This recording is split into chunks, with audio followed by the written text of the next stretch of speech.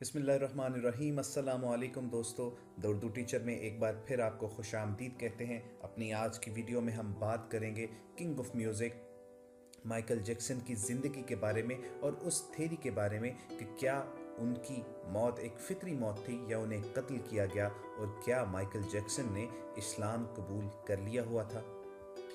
इसके साथ साथ हम अपनी आज की वीडियो में उनके हालात ज़िंदगी बताएंगे कि कैसे वो एक स्ट्रगलर से पॉप म्यूज़िक के बादशाह बने और फिर उन्होंने कितनी दौलत कमाई, और उनकी कमाई का आलम यह है कि मौत के बाद भी उनके कई गाने म्यूज़िकल चार्ट्स के ऊपर हिट एल्बम्स के तौर पर, हिट नंबर्स के तौर पर मशहूर होते रहे, और उनकी म्यूज़िक प्रोडक्शन स्टूडियोज़ के ऊपर दौलत की देवी मेहरबान रही।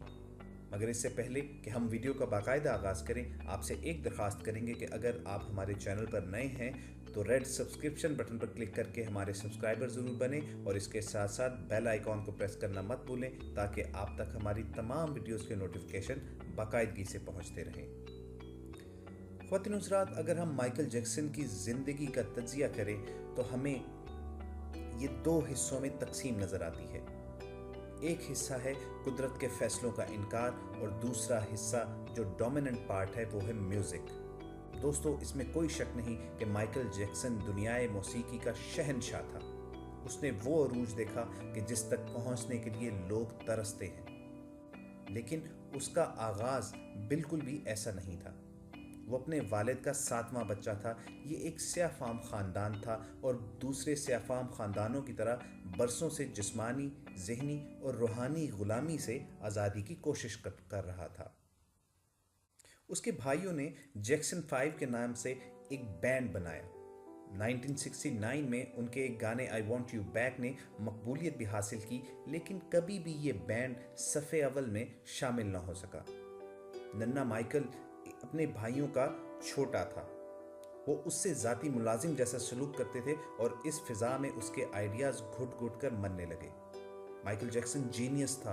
वो तख्लीक के जौहर से शहरत तक भरा हुआ था, और ये हकीकत है कि ऐसे लोग ज़्यादा दिनों तक दूसरों के मातहत नहीं रह सकते।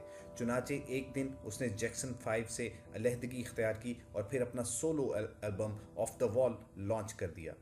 ये एल्बम 1978 में रिलीज़ हुआ, और उसकी 1 करोड़ कॉपियाँ फ़ौरन फ़रोख्त हो गईं। इस एल्बम के 3 गाने don't stop, till you get enough और रॉक विद यू चंद महीनों में अमेरिकन और यूरोपियन लोगों के होंठों का हिस्सा बन गए। माइकल जैक्सन पर जैसे दौलत, इज्जत और शोहरत की देवी मेहरबान हो गई। और फिर आलम ये रहा कि अपने 40 साला करियर में माइकल जैक्सन की जब मौत हुई तो उसने अपने पीछे ऐसे रिकॉर्ड छोड़े कि जिनको तोड़ना बहुत जल्द मुमकिन ना हो। ख्वातीन हज़रात, माइकल जैक्सन की दुनिया भर में अब तक तकरीबन 1 अरब के करीब एल्बम्स फरोख्त हो चुकी हैं, जो कि किसी भी आर्टिस्ट के तरफ से एक वर्ल्ड वाइड रिकॉर्ड है। इसके अलावा उसकी लाइफ टाइम वर्थ तकरीबन $2 बिलियन यानी $2 अरब के करीब थी। लोगों की उससे मोहब्बत का अंदाज़ा इस बात से लगाया जा सकता है कि जब 2009 में माइकल जैक्सन की डेथ हुई तो उसके बाद भी उसके कई गाने म्यूजिकल चार्ट्स पर टॉप सॉन्ग्स में शामिल होने लगे। लेकिन दुनिया भर में अनगिनत फैंस, करोड़ों की तादाद में बिकने वाली एल्बम्स, अरबों की सूरत में आमदनी, इन सब के बावजूद ऐसी क्या चीज़ थी जो माइकल जैक्सन को सुकून और इत्मीनान की लाइफ से दूर रखे हुई थी। दोस्तों, ये था उसका तल्ख माजी। स्याफाम होने के नाते उसको जिन मजालिम का सामना करना पड़ा, उसके एहतजाज में उसने अपनी स्किन का कलर बदलने के लिए कई सर्जरियां करवाईं, और फिर कई सर्जरियों के बाद स्याफाम माइकल जैक्सन एक गोरे स्टार के तौर पर सामने आया। मगर ये अपनी रंगत में तब्दीली उसका कोई पैशन या उसका कोई शौक नहीं था, बल्कि ये स्याफाम लोगों के खिलाफ तासुब के और नफ़रत के रवैये के खिलाफ एक एहतजाज था। बहरहाल ये बात तो तयशुदा है कि आर्टिस्ट सेंसिटिव होते हैं। और माइकल जैक्सन जैसा आर्टिस्ट जिसकी लाइफ ही तजादात का मजमूआ थी, उसको ये बात अंदर ही अंदर खाती रहती थी। चुनाचे वो आहिस्ता आहिस्ता मंजर से दूर होना शुरू हुआ। उसकी एल्बम्स के दरमियान वक्फे आना शुरू हो गए, उसके कॉन्सर्ट्स की तादाद कम होना शुरू हो गई। तभी एक बरतानवी अखबार द सन ने एक तहलका खेज रिपोर्ट शाया की, जिसके मुताबिक माइकल जैक्सन ने इस्लाम कबूल कर लिया है और उसने अपना नाम माइकल से बदलकर मिकाइल रख लिया है। उससे कुछ देर पहले माइकल जैक्सन की बहरीन के किंग के छोटे बेटे शेख अब्दुल्ला बिन हमद अल खलीफा से दोस्ती के बहुत चर्चे हुए थे। चुनाचे लोगों को यकीन करने में एक सेकंड भी न लगा कि हो सकता है कि शेख के साथ उसकी दोस्ती रंग ले आई हो और माइकल जैक्सन ने इस्लाम कबूल कर लिया हो। उस बरतानवी अखबार द सन की रिपोर्ट इस कदर डिटेल में थी कि उन्होंने ये दावा भी कर दिया कि माइकल जैक्सन को इस्लाम की तरफ लाने वाला ब्रिटिश सिंगर यूसुफ इस्लाम है। और माइकल जैक्सन ने अपने दोस्त स्टीव पोर्कारो के हॉलीवुड हिल्स में मौजूद घर के अंदर सबके सामने इस्लाम कबूल किया। अगरचे इस तकरीब के कोई भी विजुअल्स तो मौजूद नहीं, मगर दोस्तों जर्मेन जैक्सन ने अपने छोटे भाई माइकल जैक्सन के बारे में ये ज़रूर कंफर्म किया कि जब वो मक्का सऊदी अरब में गए तो वापसी पर उन्होंने माइकल को इस्लाम के बारे में 5 से 6 किताबें गिफ्ट की। माइकल ने उन किताबों का मुतालिया किया और माइकल इस्लाम के बेहद करीब आ चुके थे। जर्मेन जैक्सन ये कहते हैं कि उनको पूरी उम्मीद है कि कहीं दिल में माइकल जैक्सन ज़रूर इस्लाम की हकानियत का एतराफ़ कर चुके थे।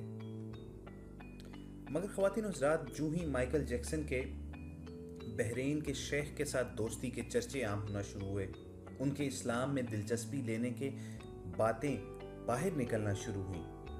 25 जून 2009 को दुनियाए म्यूज़िक के इस बादशाह को चाहने वालों को निहायत ही अंदोहनाक खबर मिली। ये खबर थी माइकल जैक्सन की मौत की। ये खबर दुनिया में इस तरह फैली, जंगल की आग की तरह फैली कि चंद मिनट के अंदर अंदर 10 लाख से ज़्यादा लोगों ने गूगल पर इस खबर को पढ़ने की कोशिश की। चुनाचे तारीख में पहली मर्तबा गूगल के सर्वर क्रैश कर गए और गूगल को बारहा अपने क़ारीन से माजरत करना पड़ी। माइकल जैक्सन की मौत जहां उसके फैंस के लिए एक शॉक था, वहीं उसकी फैमिली ने ये कहना शुरू कर दिया कि माइकल की मौत एक फितरी अमल हरगिज़ नहीं थी, बल्कि उसे कत्ल किया गया है और ये एक साजिश है। माइकल जैक्सन के बेटे ने अदालत में ये कंफर्म किया कि अपनी मौत से एक दिन पहले उसने मिस्टीरियसली ये बात कही कि वो मुझे मारना चाहते हैं। अगरचे माइकल जैक्सन ने कोई नाम तो नहीं लिया, मगर उसकी फैमिली का ख्याल ये था कि ये लोग AEG नामी कंपनी के मालिकान थे जो माइकल जैक्सन का म्यूज़िक प्रोड्यूस करते थे और उसके साथ मुनाफा शेयर करते थे। माइकल की मौत के बाद उसकी बहन जैनेट जैक्सन ने प्रेस कॉन्फ्रेंस करते हुए ये कहा कि मुझे पूरा यकीन है कि माइकल को कत्ल किया गया है और ये एक कॉन्स्पिरेसी है। दोस्तों, बाज़ लोगों के ख्याल में माइकल को मंजर से हटाया इसीलिए गया कि वो शोहरत के जिस मकाम पर था और उस जैसा ग्लोबल स्टार अगर इस्लाम कबूल करने का ऐलान करके अपनी ज़िंदगी इस्लाम के मुताबिक ढाल लेता तो वो बहुत सारे नौजवानों को मुतासिर कर सकता था। अपने इस थ्योरी के सपोर्ट में वो लोग दलील देते हैं कि माइकल जैक्सन की ऑटोप्सी रिपोर्ट यही बताती है कि उसकी मौत ड्रग अब्यूज़ की वजह से हुई, उसकी मौत ड्रग ओवरडोज की वजह से हुई। और फिर अमेरिकन अदालत का माइकल के डॉक्टर कॉनरेड मरे को 4 साल की कैद की सज़ा सुनाना इस बात की दलील है कि माइकल की मौत एक फितरी अमल हरगिज़ नहीं था, बल्कि वो ना सिर्फ डॉक्टर की गफलत थी, बल्कि ये भी कहा जाना गलत नहीं होगा कि उसको बाकायदा ड्रग ओवरडोज देकर रास्ते से हटाया गया। डॉक्टर कॉनरेड मरे का कहना यह था कि उसने इंसोम्निया यानी बेख्वाबी की कैफियत को ख़त्म करने के लिए माइकल को ये दवाइयाँ प्रिस्क्राइब की थीं। लेकिन मेडिकल एक्सपर्ट्स का ये कहना और मानना है कि इन दवाइयों का मुस्तकिल इस्तेमाल किसी के लिए भी निहायत ही ख़तरनाक हो सकता है। इसलिए चुनाचे अमरीकी अदालत ने माइकल जैक्सन की मौत के जुर्म में डॉक्टर कॉनरेड मरे को 4 साल के लिए जेल भेज दिया। और इस केस के साथ साथ भी माइकल जैक्सन की दास्ताने हयात भी ख़त्म हो गई।